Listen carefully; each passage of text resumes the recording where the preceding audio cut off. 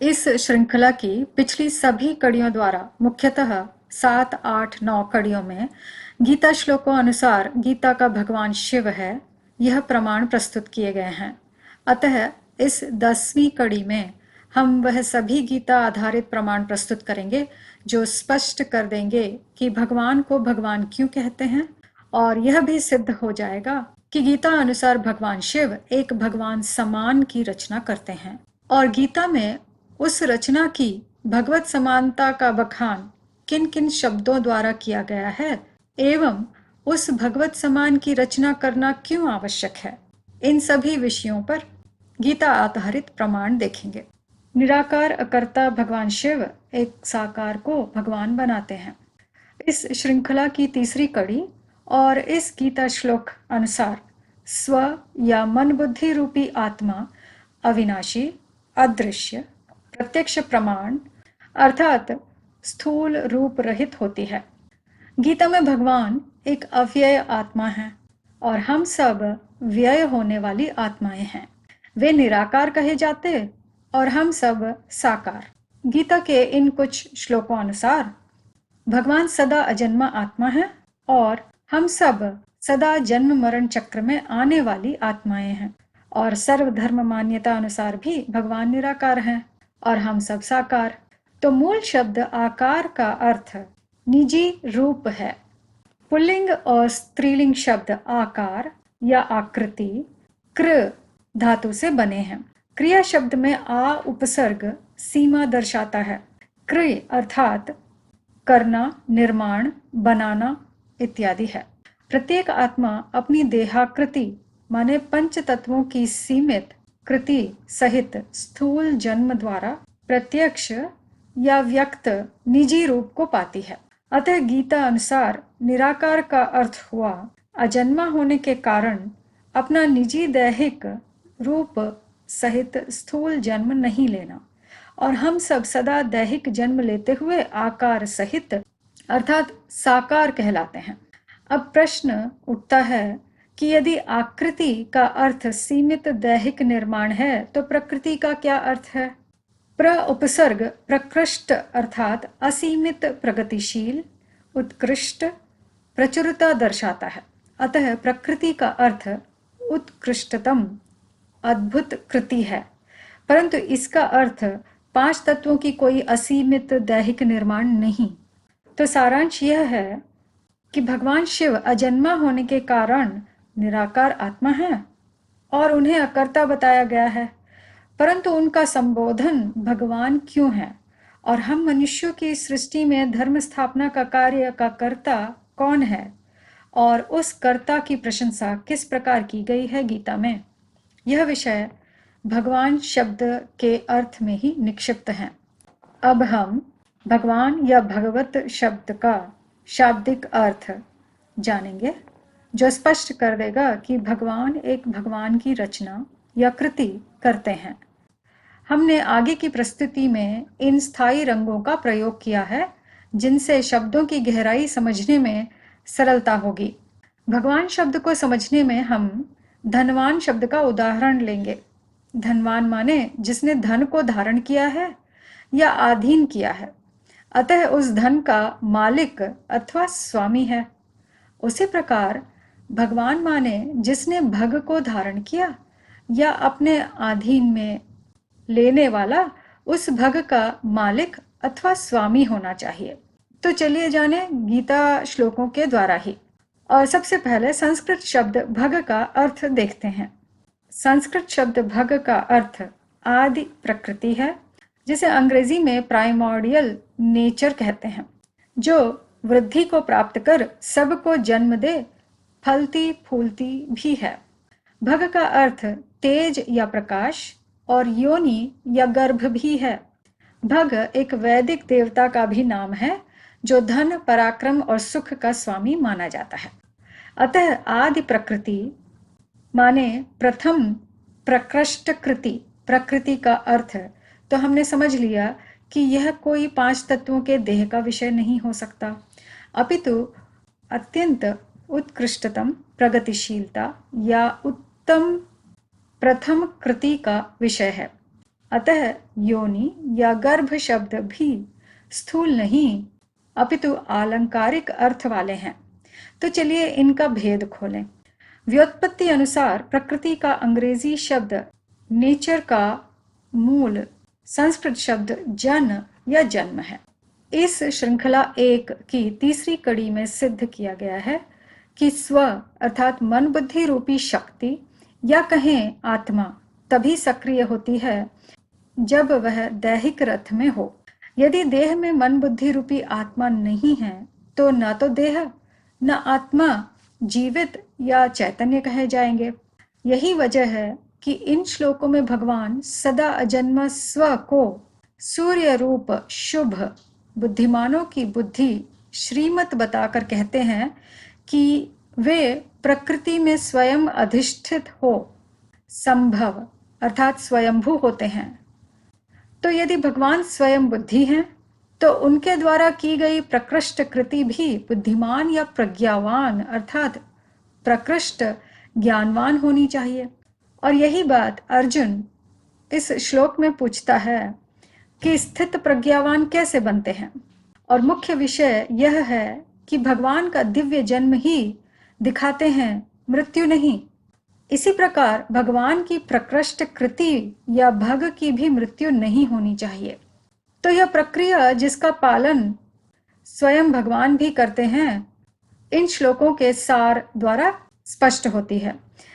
गीता में अर्जुन और भगवान के अनेक संबोधन हैं जो अत्यंत संदर्भोचित या प्रासंगिक हैं।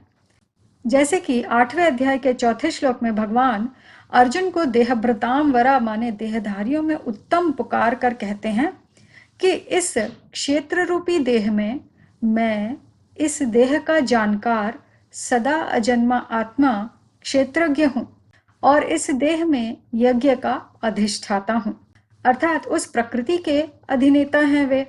आत्मा का स्थान भ्रुवोर मध्य उत्तमांग है। अतः बुद्धि नेतृत्व करता ही उस दैहिक रथ का सारथी बुद्धिम तु सारथिम रूपी तीसरा नेत्र शिव नेत्र ही सूर्य नेत्र है। अतः अजन्मा आत्मा शिव को इस देह में सब इंद्रियों के गुणों का आभास होता है, फिर भी सब इंद्रियों से रहित है। अनासक्त होने पर भी सबका भरण पोषण करने वाला है और देह के सतरजतम 3 गुणों से रहित है, फिर भी उनका उपभोग करने वाला है। इस भावार्थ का उपयुक्त एक शब्द है पुरुष और भगवान को तो पुरुषोत्तम कहा ही गया है। पुरुष अर्थात वह आत्मा जो देह रूपी पुरी में रहते भी दैहिक इंद्रियों के भान से रहित शांतिपूर्वक आराम कर रही है। संस्कृत में पूरी शेते इति पुरुषः कहते हैं अर्थात दूसरे शब्दों में देह में अधिष्ठित होने पर भी इंद्रियों के प्रति निराकारी ही रहती है पुरुषोत्तम शिव अजन्मा आत्मा। अतः इन श्लोकों में भगवान अर्जुन को भी इंद्रियों को शांत या शमन करने वाला निस्त्रैगुण्य विगुण त्रिगुणातीत आत्मवान अर्थात स्व की स्मृति स्वधर्म में टिकते हुए कलातीत गुणातीत माने साकार होते भी निराकार आत्मवान पुरुष बनने के लिए कहते हैं। अर्जुन ही बुद्धिम तु सारथिम सूर्य नेत्र शिव के निर्देशन में सूक्ष्म और स्थूल में शमन कार्य संपन्न करता गुणातीत कलातीत शम करा शंकर है। इस विषय पर गीता श्लोक आधारित प्रमाण 7 से 9 कड़ियों में प्रस्तुत किए गए हैं इस श्रृंखला 1 में, और श्रृंखला 3 में विश्व संस्कृतियों से ठोस चित्र रूप प्रमाण भी हैं। अतः अब हम यहाँ पर अर्जुन के कुछ अत्यंत अद्भुत आलंकारिक कर्तव्यवाचक नामों से यही विषय सिद्ध करते हैं। अर्जुन देहभृताम वरा ही वह आदि प्रकृति भग है जिसका स्वामी भगवान शिव ही अधियज्ञ है। अतः वह भग ही ज्ञान यज्ञ कुंड रूपी पात्र है। जिस ज्ञान यज्ञ कुंड को भगवान महत ब्रह्म रूपी योनि कहते हैं इन 2 श्लोकों में महत शब्द का अर्थ बुद्धिमत्ता युक्त महानता से है और ब्रह्म का अर्थ असीमित रूप से बड़ा कह सकते हैं, जिसे ही प्रकृति देहभृतांवरा कहा गया है। देहभृतांवरा अर्जुन के दैहिक रथ में ही स्वयं सदा निराकारी आत्मा शिव अर्थात संपूर्ण रूप से कल्याणकारी बुद्धि या श्रीमत रूपी बीज स्वयं भू हो चैतन्य होती है। तो अर्जुन भी उस शिव श्रीमत को धारण कर श्रीमाता बना, या कहें श्रेष्ठ बुद्धि रूपी आत्म बीज से फलीभूत होने वाला ब्रह्मांड रूपी प्रकृष्ट कृति प्रकृति हुआ। पुरुषोत्तम और प्रकृति माने सदा निराकार आत्मा शिव और निराकारी स्थिति वाला साकारी शंकर, दोनों का यह संयुक्त संकरण ही ज्ञान यज्ञ कुंड या योनि है। यही वजह है कि शिव के साथ एकमात्र शंकर का नाम जोड़कर शिव शंकर कहा जाता है। त्रिनेत्री शिव शंकर ही गीता में प्रशंसित गुरुर्गरीयान या श्री गुरु परम ब्रह्म हैं, जिनके गीता संबंधित श्लोक इस श्रृंखला की 7वीं कड़ी में प्रस्तुत किए गए हैं। अतः अर्जुन को इन श्लोकों में उचित कर्तव्यवाचक नाम भारत पुकारा गया, क्योंकि वही श्रीमाता है। तो श्रीमत रूपी ज्ञान प्रकाश को देने में रत रहने वाला भारत और विश्व भर में महाभारत ज्ञान युद्ध का विजेता विश्वनाथ शंकर है। वह स्वयं उस अधियज्ञ शिव की ज्ञानाग्नि में अपने सभी कर्मेंद्रियों को अनासक्ति रूपी परम तप से भस्म कर माने स्व या आत्म प्रकाशित हो जाता है। इस भस्मभूत को ही शमशानवासी अर्थात संपूर्ण शांति की शान में रहने वाला वैरागी बताया गया है।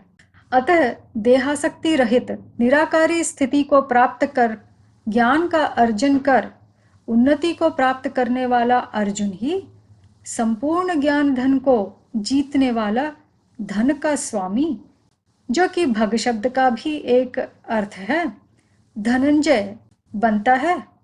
और बुद्धिमान पंडित या बुद्ध माने पंडा ज्ञान सूर्य का बच्चा पांडव ही देह रूपी पुरी में आराम से रह प्रज्ञा प्रतिष्ठित करने वाला निराकारी स्थिति वाला पुरुषर्षभा कहा गया है।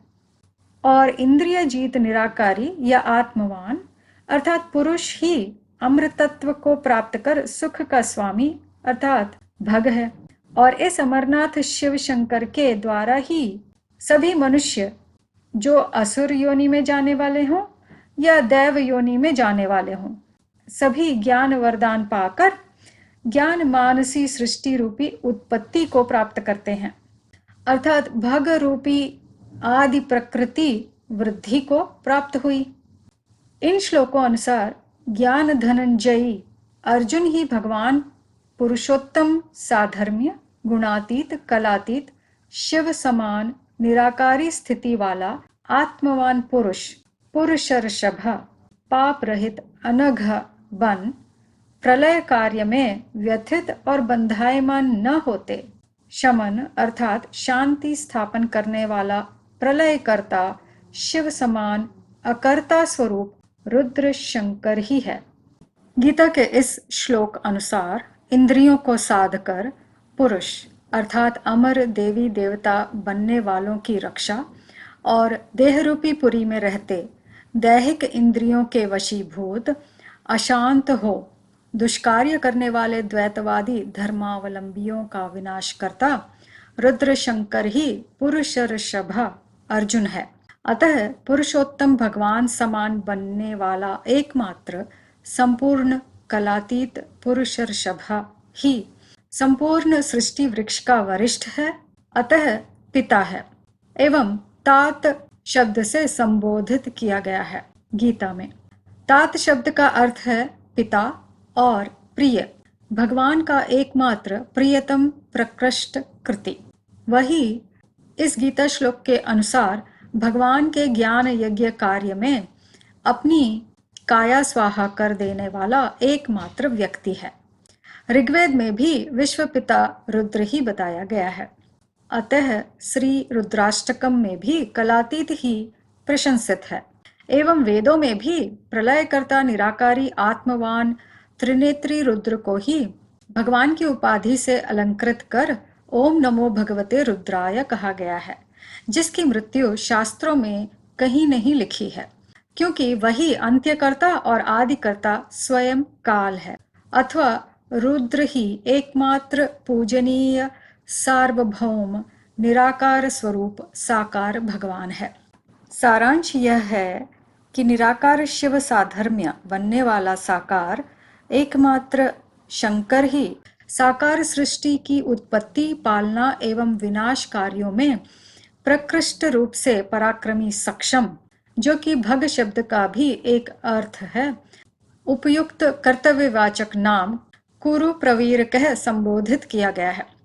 वही तीनों कार्यों द्वारा संपूर्ण साकार सृष्टि में शमन स्थापित करने वाला साकार सृष्टि रंगमंच का रचयिता है। वही काल चक्र का आदिकर्ता और अंत्यकर्ता काल है। अतः सृष्टि रंगमंच पर सदा उपस्थित रहने वाला अविनाशी तात शिव समान शंकर अर्जुन ही है।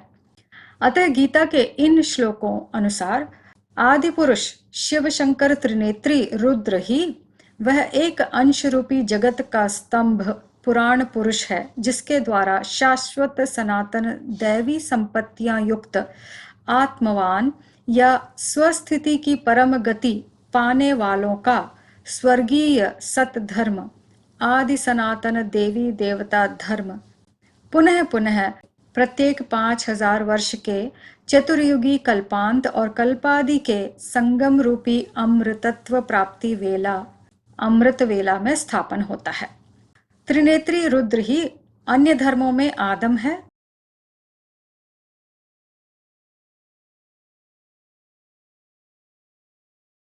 मूलभूत आवश्यकता अनुसार एक सत्य धर्म और एक भगवान की पहचान को सिद्ध करना श्रीमद् भगवद गीता के माध्यम से पूरा किया जाता है। इस श्रृंखला 1 की 11 से 18 तक की अगली कड़ियों में अन्य धर्मशास्त्र जैसे कि कुरान, बाइबल, गुरु ग्रंथ साहिब, चारों वेद और मनुस्मृति द्वारा सार्वभौम भगवान की प्रामाणिकता प्रस्तुत की गई है। स्वर्ग और नर्क रूपी समान अवधि के दिवस और रात्रि का सृष्टि चक्र समय केवल 5000 वर्ष है। संपूर्ण प्रमाणों के लिए श्रृंखला 2 देखें। और त्रिनेत्री रुद्र ही भगवान एवं संपूर्ण मानव वृक्ष रूपी कल्प वृक्ष है। उनको पहचानना और उनसे एकाग्र होना ही राजयोग है। यह विषय अनेक सरल परंतु ठोस प्रमाण वेदों, पुरातन इब्राहिमी शास्त्र, यहूदी तनख और विश्व धर्मों में दर्शाई गई प्राचीन छवियां, पुरातन मंदिरों की कलाकृतियां इत्यादि श्रृंखला 3 में प्रस्तुत किए गए हैं। इन प्रमाणों से स्पष्ट हो जाएगा कि पुरातन इब्राहिमी शास्त्र, यहूदी तनख से निकले ईसाई बाइबल और इस्लामी कुरान में बदलाव किए गए हैं। तर्क संगत प्रवाह में व्यवस्थित किए गए सभी श्रृंखलाओं को और उनमें प्रस्तुत कड़ियों को संपूर्णतया समझने के लिए क्रमानुसार ही देखें।